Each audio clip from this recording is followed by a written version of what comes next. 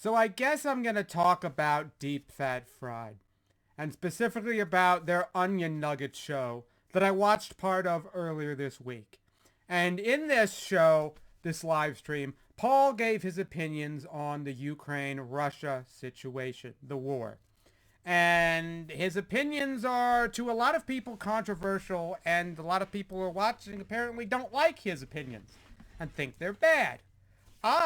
Although I don't necessarily agree with all of Paul's opinions, I kind of sympathize with him a bit, and I don't really understand why people are so critical of his views.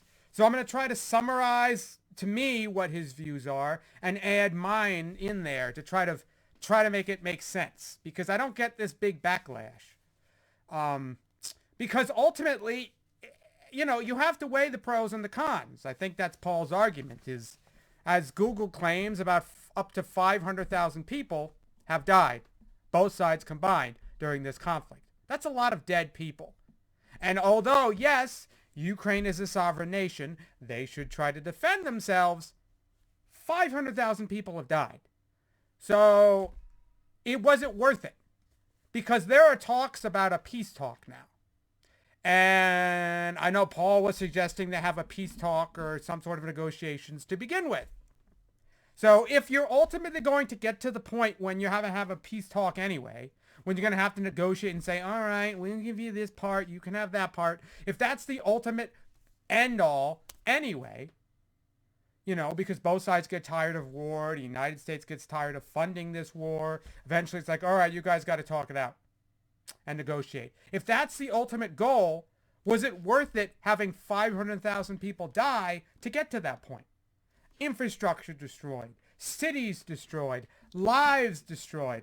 There's enough mines spread across Ukraine that it'll take decades to clear them up, if not 100 years, to clear up all the mines scattered across the countryside. Kids decades from now could be playing in a field and get blown up because there's so much bombs being dropped. Is it worth it? Sure, they have a right to defend themselves, but if it's ultimately, after several years of destruction, going to lead to, well, we got to sit down and talk with Russia or our neighbors anyway, why not just do it from the beginning and spare most of those people their deaths? Because sure, is it ideal to just say we're going to give this big country part of our land and just let them take it? No, it's not ideal. But is it ideal to have so many people die, to have so much infrastructure destroyed? That's the ultimate fundamental question here. And so I don't think it's that ridiculous for Paul to suggest that maybe there should have been negotiations from the beginning instead of just, we're going to fight. Sure, Russia's justifications for doing this were ridiculous, calling them Nazis, saying they need to save them and from the evils, apparently. They needed these people on the western border wanted to be a part of Russia. All of this kind of nonsense they threw out there. It was complete nonsense. It was ridiculous, the claims that Russia was making as a justification. But at the same time, they're your neighbors. They're very powerful. They have a big military. They're capable of doing a lot of destruction. Is it worth it to fight back if you're ultimately going to have to sit down and talk with them anyway? That's just the crux of it. I'm repeating myself if I keep explaining it, but that's what you have to consider, one or the other. And again, I don't think it's that asinine to say, well, maybe they should have negotiated a while ago. Maybe they should just sit down and negotiate now. Because is there a chance that Ukraine could win? Sure, but it's a gamble. And it's going to take a lot of continued U.S. support, U.S. tax dollars, U.S. weapons, eventually U.S. soldiers as they run out of people in Ukraine willing to fight. People get tired and say, look, let's just come to some agreement. Because Russia is not perfect, but it's not, the people living in that region are probably not going to have that drastic of a lifestyle change, whether they're in Ukraine or in Russia. It's rural areas. They probably don't have that much money, that high of a population. So, again, not to say that it's okay to just let a large country invade another and take it over.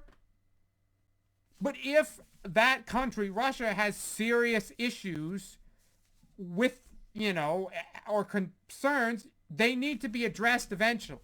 When you sit down and have that negotiation, you sign that peace deal and say, okay, we're going to stop this. So, I don't get why Paul's takes are considered so egregious. I mean, he's sort of arrogant about it, but he kind of has the right to be, because it's ultimately ending out how he's saying. Both sides seem to want peace talks. The war is slowing down. It's creeping to inches on both sides. They're both getting tired. 500,000 people have lost their lives. If it's eventually going to lead to both sides saying, all right, let's just work something out. It's the international community is going to say, all right, let's get together and discuss something. I don't think Russia's ever going to say, all right, we'll give you everything back. We'll give you Crimea back. And I don't think, Ukraine's going to say, we'll give you a huge amount of our territory. But there has to be some wiggle room there. That's just how it works. You have two people who are fighting. You have to negotiate. Even if one side is completely justified in saying, we want to give you nothing, the other side has an influence. They exist. They're powerful. You have to give in a little. That's just how you get along with other people. But, let me know if you think, Ukraine should continue to fight this with our tax dollars, until they eventually, hopefully, win. Or do you think it should end in a peace deal as soon as possible? Let me know. Why do you think, if you think Paul's opinions on this are really egregious and awful, let me know too. This is just me exploring ideas. So, yeah.